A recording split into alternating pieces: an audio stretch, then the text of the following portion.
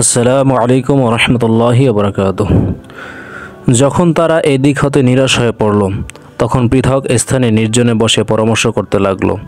তাদের মধ্যে বয়সে বড়জন বলল, তোমরা জানো পিতা বিনিয়ামিন সম্বন্ধে আমাদের থেকে কেমন কঠিন ও পাকা প্রতিশ্রুতি গ্রহণ করেছেন, আর ইতিপূর্বে তোমরা ইউসুফের উপর যেই জুলুম করেছ তাও জানা রয়েছে। সুতরাং আমি তো এ স্থান হতে ততক্ষণ পর্যন্ত নড়ব না, যে পর্যন্ত না পিতা আমাকে কেনানে যাওয়ার অনুমতি প্রদান করবেন, অথবা আল্লাহ তাআলা আমার জন্য কোনো উপায় বের করে দেবেন। যাও, তোমরা সকলে মিলে তার নিকট চলে যাও এবং আবেদন করো, আপনার পুত্র বিনিয়ামিন চুরি করেছে। আমরা যা জানতে পেরেছি তাই সত্য সত্য আপনার সম্মুখে বলে দিলাম।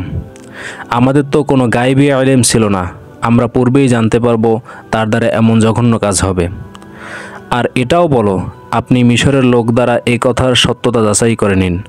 এতদ্ভিন্ন ওই কাফেলার নিকট থেকে জেনে নিন যাদের সাথে আমরা মিশর হতে এসেছি, তাহলেই বুঝতে পারবেন আমরা এ ব্যাপারে সম্পূর্ণ সত্য বলছি। এই পরামর্শ অনুযায়ী তারা কেনান ফিরে আসলো এবং হজরত ইয়াকুব আলাইহিসসালামকে কিছুমাত্র বেশ কম না করে সম্পূর্ণ ঘটনা বর্ণনা করে শোনালো। হজরত ইউসুফ আলাইহিসসালাম এর বৈমাত্রীয় ভ্রাতাগণ যে কথোপকথন আপন পিতার সাথে এ প্রসঙ্গে করেছে তা পবিত্র কোরআনে নিম্নরূপ ব্যক্ত হয়েছে। আউযু বিল্লাহি মিনাশ শাইতানির রাজিম, বিসমিল্লাহির রহমানির রহিম। ফাকুলু ইয়া আবানা ইন্না ইবনাকা সারাক। অর্থাৎ অনন্তর তারা তাদের পিতার কাছে গিয়ে বলল, পিতা, আপনার পুত্র বিনিয়ামিন চুরি করেছে। সূরা ইউসুফ আয়াত নম্বর 81। এ উক্তিটি উল্লেখ করে কুরআন পাক বলতে চায়, ইউসুফের বৈমাত্রীয় ভাইদের নির্মমতার মাত্রা অনুমান করুন।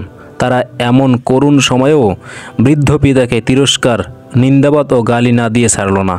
বলল না, আমাদের ছোট ভাইটি দ্বারা এ ত্রুটি হয়ে গেছে, বরং তার এই দিকে সম্বন্ধ আরোপ করে বলল, আপনার পুত্র, হ্যাঁ আপনার একান্ত প্রিয় পুত্র, আদরের পুত্র চুরি করে আমাদের সকলকে অপমানিত করেছে। আমরা কি জানতাম তার মধ্যে দোষটিও বিদ্যমান রয়েছে? হজরত ইয়াকুব আলাইহিসসালাম হজরত ইউসুফ আলাইহিসসালাম এর ব্যাপারে আগেই তাদের সত্যতার অভিজ্ঞতা লাভ করেছিলেন। কাজেই তাদের কথা শুনে বললেন, না, তোমরা নিজেদের মন হতে একটি কথা গড়ে নিয়েছো। ঘটনা কখনো এরূপ নয়।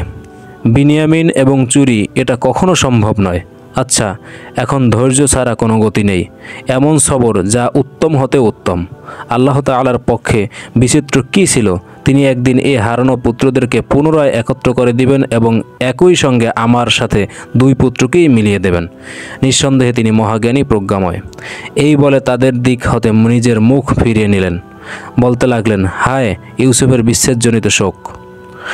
হজরত ইয়াকুব আলাইহিসসালামের চক্ষুদয় শোকাধিক্যে ক্রন্দন করতে করতে সাদা হয়ে গিয়েছিল। শোকবনির দহনে অর্থাৎ কষ্টে অন্তর জলে পুড়ে ছাই হচ্ছিল, কিন্তু ধৈর্যের সঙ্গে আল্লাহর উপর ভরসা করে বসেছিলেন। পুত্রগণ এ অবস্থা দেখে বলতে লাগলো, আল্লাহর কসম, আপনি ইউসুফের শোকে সর্বদা এরূপে বিচলিত হতে থাকবেন, কিংবা এ শোকে শেষ পর্যন্ত জীবনই বিসর্জন দেবেন। হজরত ইয়াকুব আলাইহিসসালাম তা শুনে বললেন, আমি তো তোমাদের বিরুদ্ধে কোনো অভিযোগ করছি না, তোমাদেরকে বিরক্তও করছি না, বরং আমি তো আমার প্রয়োজন এবং মনোকষ্ট আল্লাহ পাকের এই দরবারে নিবেদন করছি। আমি আল্লাহ পাকের তরফ হতে এমন কথা অবগত আছি যা তোমরা জানো না। মোট কথা, হজরত ইয়াকুব আলাইহিসসালাম তার পুত্রদের বললেন, তোমরা পুনরায় একবার মিশরে গমন করো এবং ইউসুফ ও তার ভাই বিনিয়ামিনের অনুসন্ধান করো। আল্লাহ তাআলার রহমত হতে নিরাশ হয়ে হাল ছেড়ে দিও না, কেননা আল্লাহ তাআলার রহমত হতে নিরাশ হওয়া কাফেরদের স্বভাব। এরপর পবিত্র কুরআনে কারীম ইরশাদ হচ্ছে, বাংলায় অনুবাদ। যখন তারা তার কাছে উপস্থিত হলো, তখন বলল, হে আজিজ, আমরা ও আমাদের পরিবার বিপন্ন হয়ে পড়েছি। আমরা ও আমাদের পরিবার পরিজন বিপন্ন হয়ে পড়েছি এবং আমরা তুচ্ছ পণ্য নিয়ে এসেছি। আপনি আমাদের রসদ পূর্ণ মাত্রায় দিন এবং আমাদের দান করুন। আল্লাহ তাআলা দাতাগণকে পুরস্কৃত করে থাকেন। সে বলল, তোমরা কি জানো তোমরা ইউসুফ ও তার সহোদরের প্রতি কিরূপ আচরণ করেছিলে যখন তোমরা ছিলে অজ্ঞ? ওরা বলল, তবে কি তুমি ইউসুফ? সে বলল, আমি ইউসুফ এবং এ আমার সহোদর। আল্লাহ আমাদের প্রতি অনুগ্রহ করেছেন। যে ব্যক্তি মুত্তাকি এবং ধৈর্যশীল, আল্লাহ সেরূপ সৎকর্মপরায়ণদের শ্রমফল নষ্ট করেন না। ওরা বলল, আল্লাহর শপথ, আল্লাহ নিশ্চয়ই তোমাকে আমাদের ওপর প্রাধান্য দিয়েছেন এবং আমরা নিশ্চয়ই অপরাধী ছিলাম। সে বলল, আজ তোমাদের বিরুদ্ধে কোনো অভিযোগ নেই। আল্লাহ তোমাদের ক্ষমা করুন এবং তিনি দয়ালুদের মধ্যে শ্রেষ্ঠ দয়ালু। তোমরা আমার এ জামাটি নিয়ে যাও এবং এটি আমার পিতার মুখমণ্ডলের ওপর রাখবে, তিনি দৃষ্টিশক্তি ফিরে পাবেন। আর তোমাদের পরিবারবর্গের সবাইকে আমার কাছে নিয়ে আসবে। সূরা ইউসুফ আয়াত নম্বর ৮৮ থেকে ৯৩।